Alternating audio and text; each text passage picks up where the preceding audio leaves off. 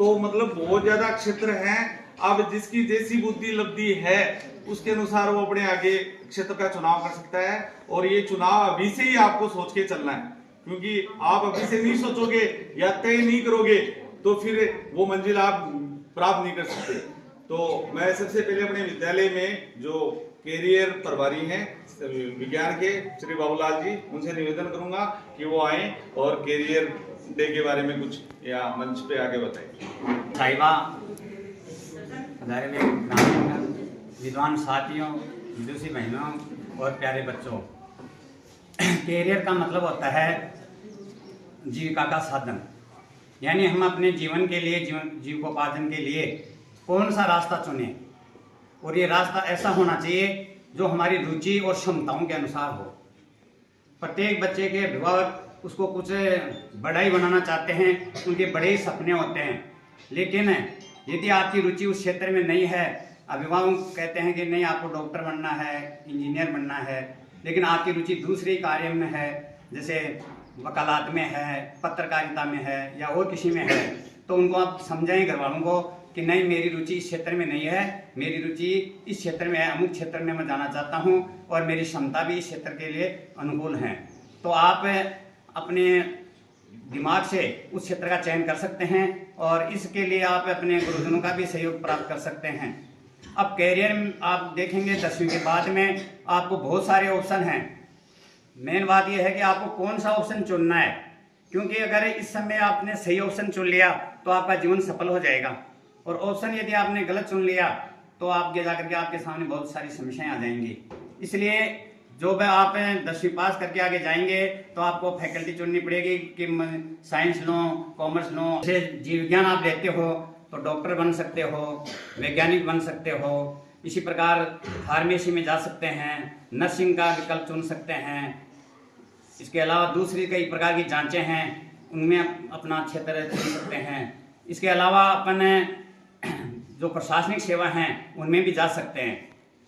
इसके अलावा कई प्राइवेट सेक्टर की भी हैं, वकील बन सकते हैं, फैशन डिज़ाइनर बन सकते हैं, प्रशासनिक सेवाओं में भी जा सकते हैं। इसके अलावा और भी कई हैं, जैसे कई पेंटिंग में रुचि है तो पेंटर बन सकते हैं। बहुत सारे चांस हैं। तो अपन पहले ये सोचें कि हमारी रुचि किस में है, जाना है। तो यदि आपने कैरियर अच्छा चुन लिया, फिर अच्छी मेहनत की, तो आपको बहुत अच्छी सफलता प्राप्त होगी। धन्यवाद। बात बताइए, अलग अलग संकाय है, उन संकाय में क्या क्या आपके जॉब के ऑप्शन है, तो बताया इन्होंने किस प्रकार अपने भविष्य को आप नई ऊंचाइयों को छू सकते हो। तो मैं सुरेंद्र जी सर से निवेदन करूंगा, महानुभाव जो पधारिए।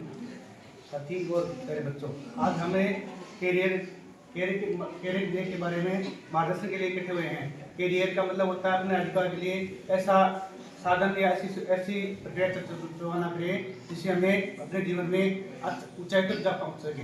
इसके लिए आप 10वीं क्लास में से पास होने के बाद में आपकी रुचि है विज्ञान के क्षेत्र में है या गणित के क्षेत्र में है, अन्य क्षेत्र में कॉमर्स के क्षेत्र में है, कला के क्षेत्र में है, जिस क्षेत्र में आपकी अधिक से अधिक रुचि है तो उस क्षेत्र में जाकर के आप अपने भविष्य को संभाल सकते हैं। आप रुचि के लिए यही है कि या तो आप अपने रुचि का पेशा चुन ले या पैसे में अपनी रुचि बढ़ा लें।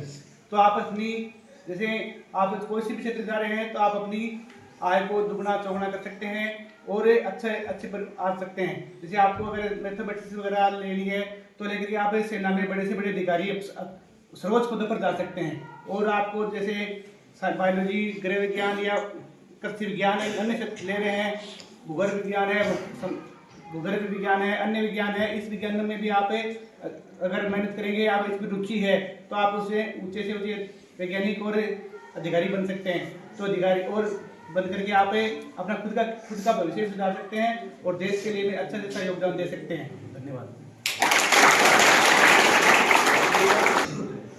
आपके सम्मुख आपके बड़े भैया कल इन्हीं गलियों में जब ये खेला करते थे तो आपके सम्मानित थे, लेकिन आज जिस प्रकार से हमारे सामने विश्व में अगर भारत की विभूति प्रधानमंत्री नरेंद्र मोदी का नाम चमकता है और हमारे सबके समूह में आ जाता है, लेकिन विश्व में एक नया नाम, नया सितारा जो पहले 10 साल पहले भी था, अमेरिकी राष्ट्रपति ट्रंप, उसकी राजधानी अमेरिका में आपका भैया जो आपके सम्मुख बैठा है वो सर्विस कर रहा है, और उस सर्विस से इनके घर का जो स्टेटस बढ़ा है, मान सम्मान जो बढ़ा है, उसी प्रकार से आप भी इनका अनुकरण करें,